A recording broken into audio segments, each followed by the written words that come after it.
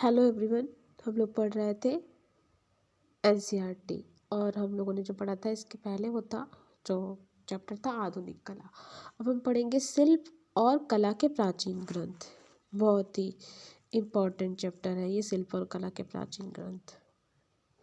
इससे पहले हम एक चित्र जो मैंने कल पढ़ाया था आधुनिक कला, तो मैंने ये जो छूट गया था मेरे से ये वाला कि आकृति मूलक जो है एक चित्र है नंदलाल बोस का, जो है इस चित्र का नाम है एरावत पर इंद्र।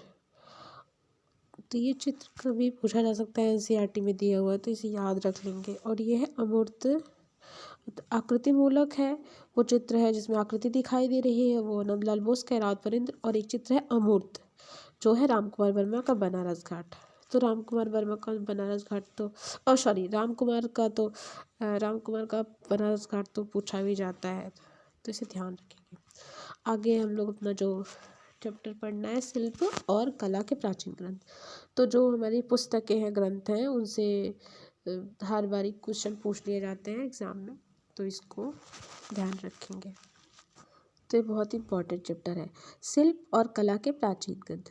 प्राचीन भारतीय साहित्य में शिल्प एवं चित्रकला का वर्णन प्रचुर मात्रा में मिलता है। ऋग्वेद में यज्ञशालाओं की वेदियों पर अलंकृत स्त्री पुरुषों की आकृतियों का विवरण एवं धर्म पर अग्निदेव के चित्र का प्राचीनतम चित्र संबंधी विवरण हमें ऐतरेय उपनिषद,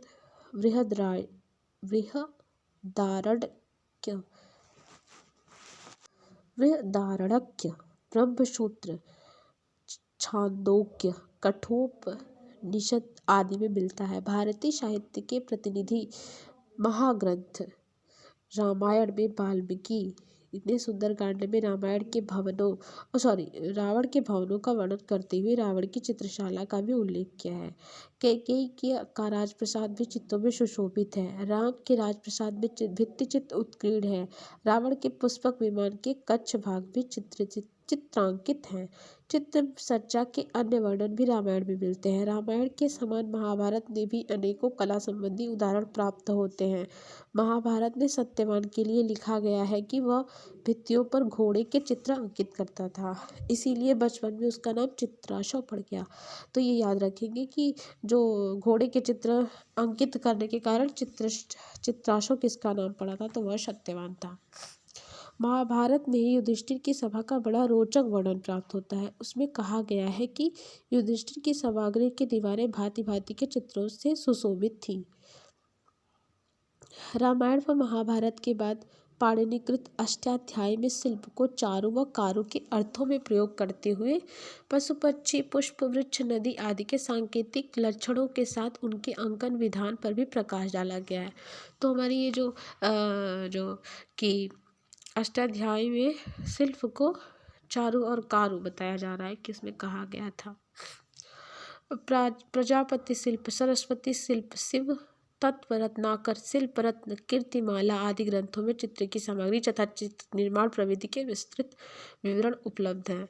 तो ये जो हमारे ग्रंथ हैं जिनमें देखिए शिल्प हम जिसमें देख रहे हैं शिल्प आ रहा है, जैसे प्रजापति शिल्प, सरस्वती शिल्प, शिव तत्व रत्नाकर, शिल्प रत्न, कीर्तिमाला, इन सब ग्रंथों में जो है चित्र की सामग्री और चित्र निर्माण प्रविधि के बारे में बताया गया है।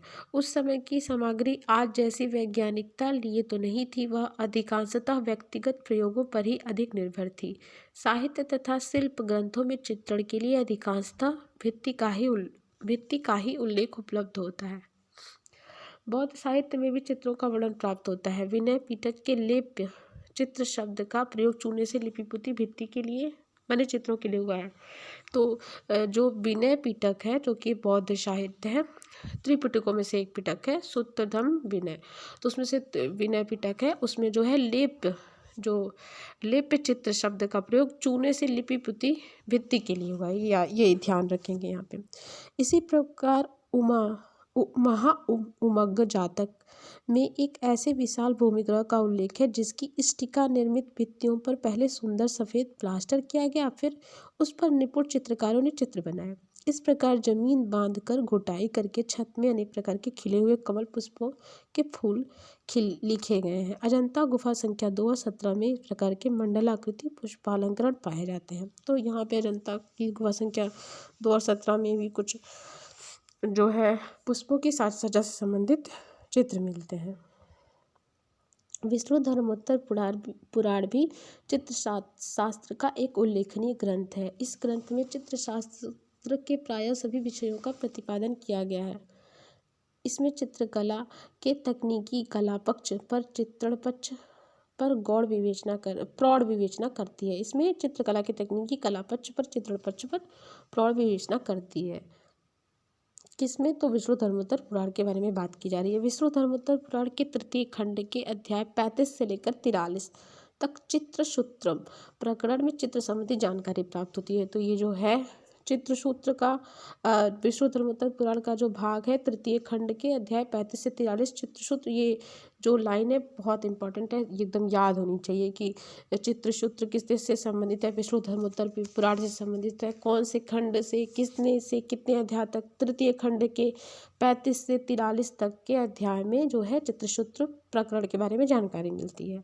भोज के सम्रांगण सूत्रधार में चित्रकर्म पर बहुत ही सारगर्भित सामग्री संचित की गई है। चित्रकर्म को 6 आवंतर अध्यायों में विभक्त कर भित्ति चित्र प्रविधि और उसके उपकरण ब्रसकूची आदि का वर्णन हुआ है। तो सम्रांगण सूत्रधार के बारे में जो कि राजा भोज द्वारा लिखित है उसका भी ध्यान रखेंगे।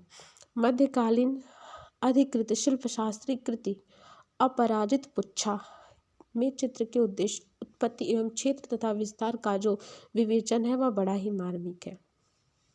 तो इसमें चित्र के उद्देश्य उत्पत्ति और विस्तार का जो विवेचन है वो अपराजित पृच्छा में मिलता है।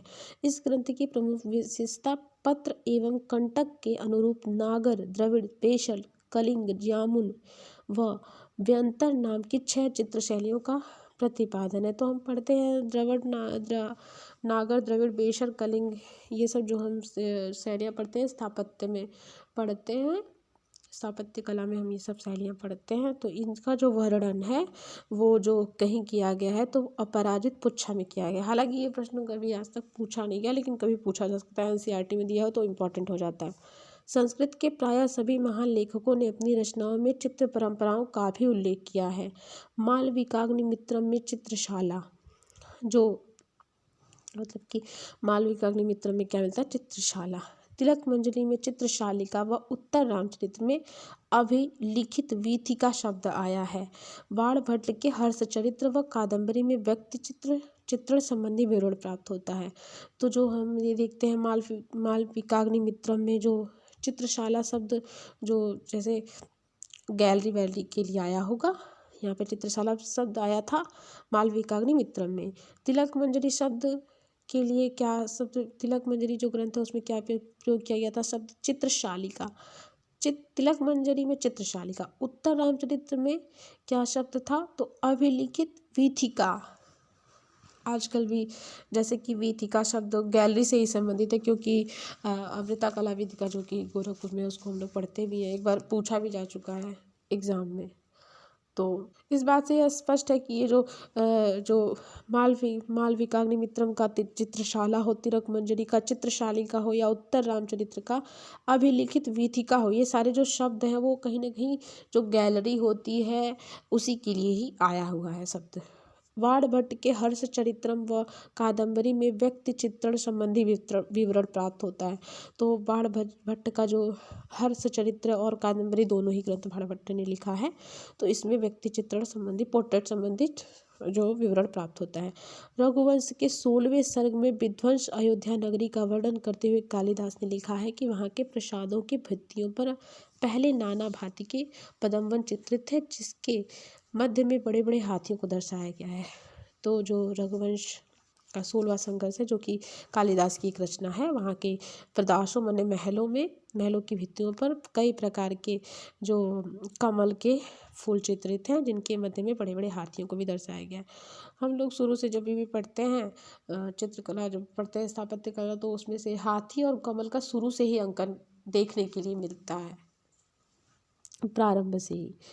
उसके आगे अन्य ग्रंथों में मयमत, मानसार, चित्रकर्म, शिल्पशास्त्र, शिल्पकला दीपिका, वृत्तांत वर्णन है, जिसमें चित्रकला के विधि विधानों, लक्षणों आदि पर अनूठी सामग्री उपलब्ध है। यद्यपि आज की इन कला में यद्यपि आज की कला इन लक्षण ग्रंथों के नियम उपनियमों के आधार पर रूप ग्रहण नहीं करती, फिर भी इनका अपना विशिष्ट महत्व है।